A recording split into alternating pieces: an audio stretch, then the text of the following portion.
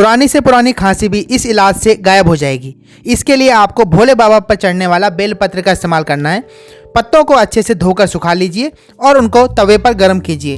तवे पर तब तक गर्म करना है जब तक इनका कलर ब्राउन ना हो जाए। दोस्तों, जब तक मैं इसको तवे पर गर्म कर रहा हूँ तब तक आप मेरे वीडियो को लाइक कर दीजिए और चैनल को सब्सक्राइब कर दीजिए। ऐसी वीडियो के लिए मेरे चैनल पर आप बने रहिए। दोस्तों, गर्म हो जाने के बाद इसको आप बेलन की सहायता से अच्छे तरीके से पीस लीजिए। इसमें मोटे मोटे जो कण हो उनको हटा दीजिए और बारीक चूर्ण का इस्तेमाल कीजिए। बारीक चूर्ण को आप शहद के साथ मिलाइए। शहद के साथ अच्छे से मिलाने के बाद आप इसको खाइए। डेली 3 बार खाएंगे तो आपकी जल्दी से जल्दी खांसी दूर हो जाएगी। तो कैसी लगी वीडियो कमेंट में ज़रूर बताइएगा।